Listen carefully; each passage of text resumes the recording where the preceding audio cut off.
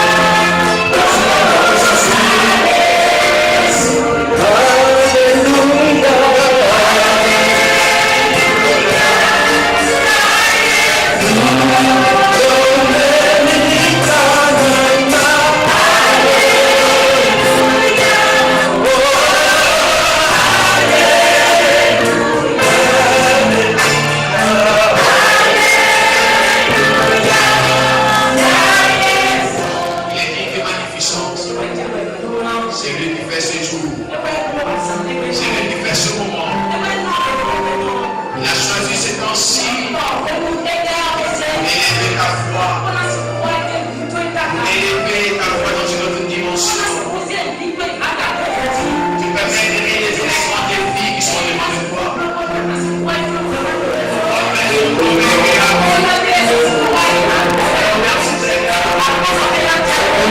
Merci Seigneur.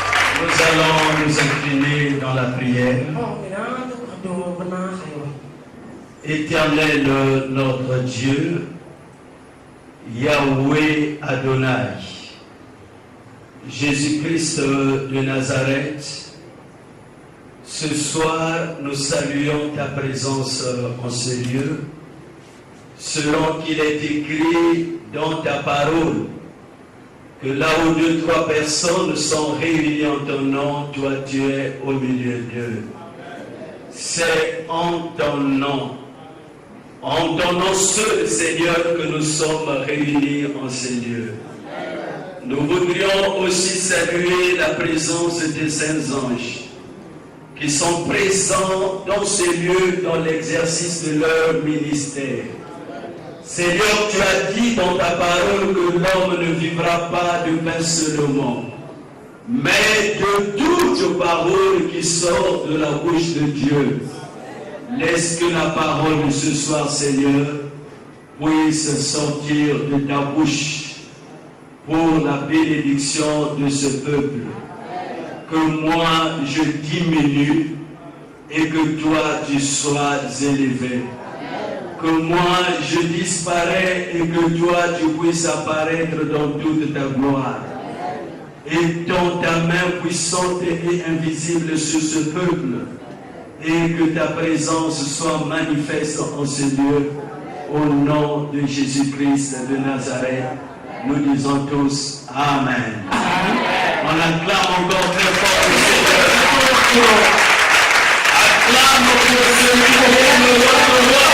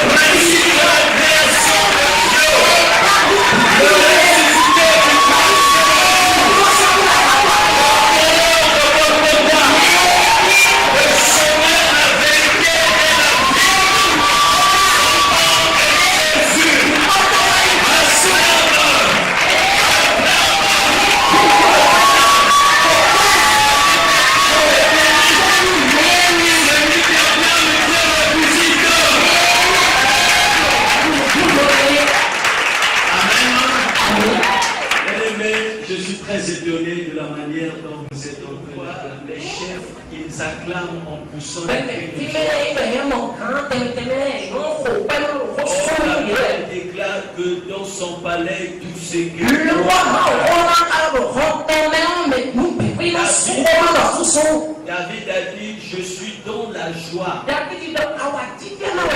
Quand on me dit, allons dans la maison de l'Éternel. Est-ce que ce soir, en ce lieu, y a-t-il un homme ou une femme qui est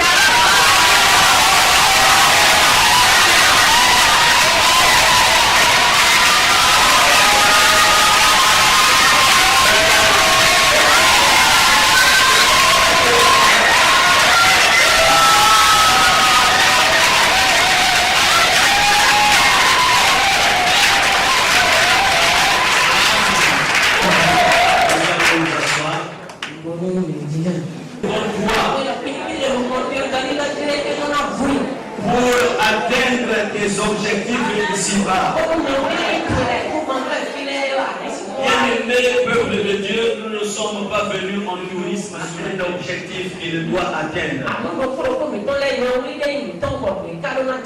Amen. Donc, le sujet de notre message, c'est vraiment notre thème central. Mais nous allons toucher aussi d'autres choses dans la semaine. Parce que depuis que nous sommes arrivés, Dieu nous a parlé sur l'Église. Amen. Mais je ne peux pas commencer la prédication sans pourtant remercier un homme. Si je suis là ce soir, et si toi aussi tu es là ce soir, c'est parce qu'en ce lieu, Dieu a établi un homme. Si cet homme n'était pas là, moi je n'allais pas être ici. Et toi aussi tu n'allais pas être là. Et cet homme n'est que l'apôtre Christophe.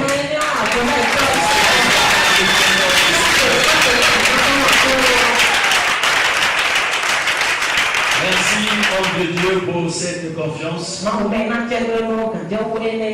de m'avoir cédé la chair. Parce que au temps où nous en sommes, il n'est pas facile de céder la chair à quelqu'un.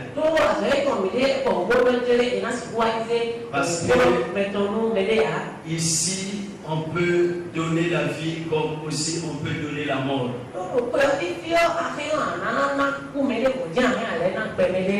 Mais je crois que nous sommes ici pour donner la vie. Est-ce que toi aussi tu le crois? Est-ce que toi aussi tu le crois? Je proclame encore le Seigneur. Vraiment, ma joie est grande. Je me sens à Brazzaville. Parce que l'homme de Dieu s'occupe trop bien de moi. Donc ne me considère pas comme un étranger. De toutes les façons, dans le Seigneur, il n'y a pas des étrangers. Nous sommes tous les concitoyens de la maison de Dieu. Amen. Sans plus tarder, nous allons ouvrir les Écritures. Nous sommes dans le livre de Juges. Juges chapitre 14. Les versets 1 à 7. Juges chapitre 14, les versets 1 à 7. La parole de Juges chapitre 14, verset 1 à 7. Samson descendit à Timna, et il vit une femme parmi les filles des Philistins. Lorsqu'il fut remonté, il le déclara à son père et à sa mère et dit: J'ai vu à Timna une femme parmi les filles des Philistins. Prenez-la maintenant pour ma femme.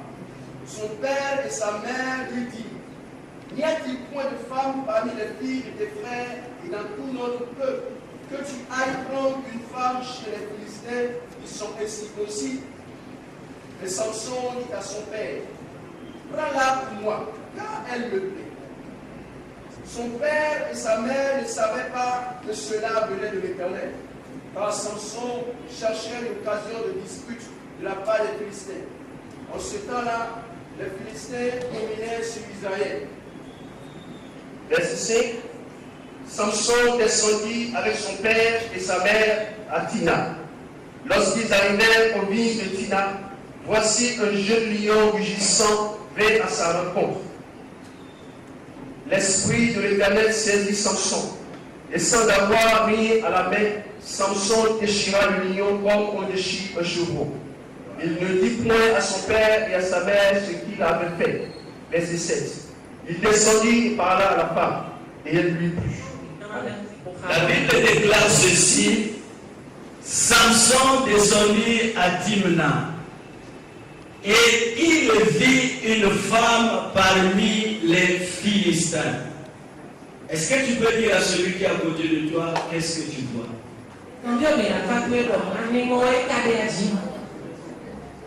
Qu'est-ce que tu vois pour ta vie, pour cette année? Qu'est-ce que tu vois?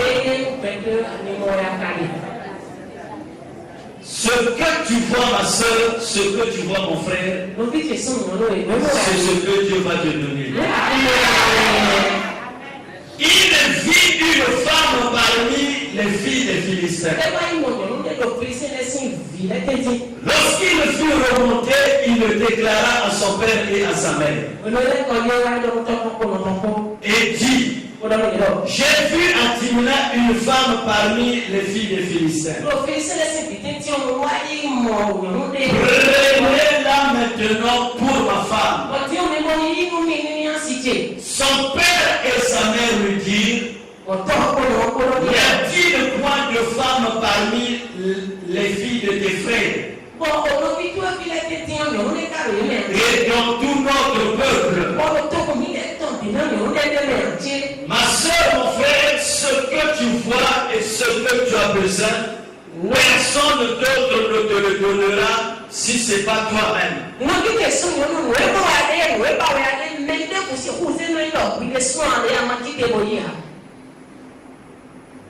Que tu ailles prendre une femme chez les Philistins qui sont incirconcis. Et Samson dit à son père, prends-la pour moi car elle me plaît. Son père et sa mère ne savaient pas que cela venait de l'Éternel. Ce soir, je voudrais dire un homme, je voudrais dire une femme. Ce que tu es en train de vivre maintenant vient de l'Éternel. Mais beaucoup de gens ne le savent pas. Même toi-même,